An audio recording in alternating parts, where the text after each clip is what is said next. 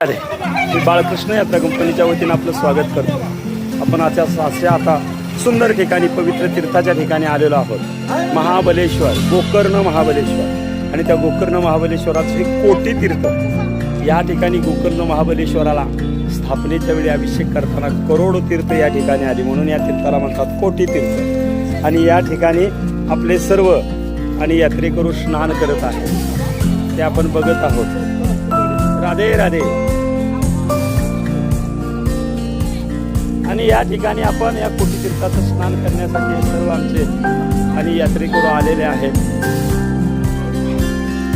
सुंदर नजारा, सुंदर तीर्थक्षेत्र आणि ह्या कोटी तीर्थाचं प्रत्येक जण आता या ठिकाणी स्नान करण्यासाठी आलेलो आहोत. आपण बघत आहोत हे कोटी तीर्थ आणि हे सर्व आमचे यात्रेकरू त्या कोटी तीर्थावर स्नान करत आहेत.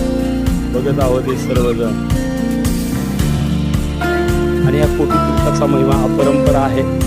गोकर्ण महाबळेश्वराला आला आणि कोटी तीर्थाचं स्नान नाही केलं तर आल्याचं फल प्राप्त होत नाहीये, असं असणार हे ठिकाण. आणि या ठिकाणी सर्व आमचे यात्रेकरू कोटी तीर्थाचं स्नान करत असताना गोकर्ण महाबळेश्वराचं दर्शन झालं, महागणपतीचं दर्शन झालं. आणि या कोटी तीर्थाचं स्नान ह्या डोंगराच्या कुशीमध्ये सगळ्या भोवताली समुद्र आणि मध्ये असणारं हे गोड पाण्याचं कोटी तीर्थ. आणि ह्या कोटी तीर्थाचं स्नान आपण या ठिकाणी करत आहोत. हा सुंदर नजारा, सुंदर ठिकाण, सुंदर दृश्य. एक वेळा जन्मामध्ये अवश्य यावं आणि ह्या कोटी तीर्थाचं स्नान करावं, असा आघाद महिमा असणार हे कोटी तीर्थ. आणि या ठिकाणी बघत आहोत आपण की ह्या कोटी तीर्थाच्या ठिकाणी प्रत्येक जण आणि येऊन स्नान करून तो आनंद घेत आहेत, असं असणार हे कोटी तीर्थ. या ठिकाणी बघत आहोत हे सगळे आमचे यात्रेकरू राधे राधे या कोटी तीर्थाचं स्नान करत आहेत.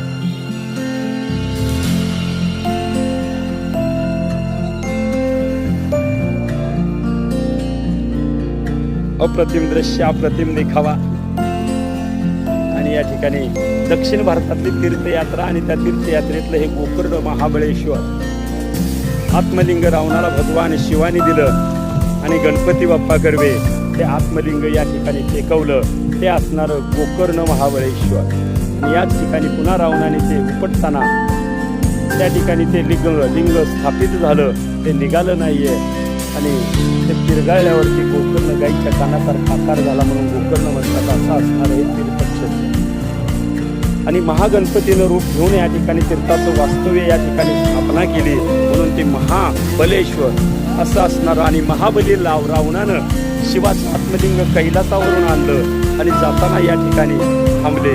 आणि हेतच गणपती बाप्पानं ते शिवलिंग स्थापन केलं, त्यांच्या हातून चालवून घेतलं. म्हणून या ठिकाणी गोकर्ण महाबळेश्वर असं एक कोटी तीर्थाचा महिमा आगार आहे.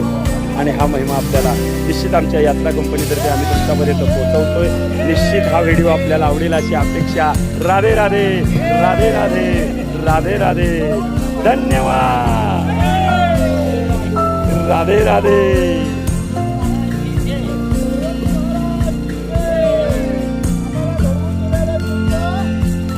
राधे राधे.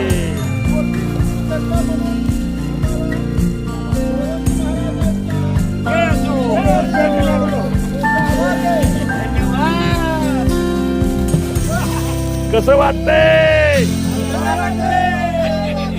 राधे राधे. या कोटी तीर्थामध्ये आनंद घेताना हे आमचे यात्रेकरू यांच्या चेहऱ्यावरचा हास्य हेच आमच्या यात्रा कंपनीची कमाई. राधे राधे.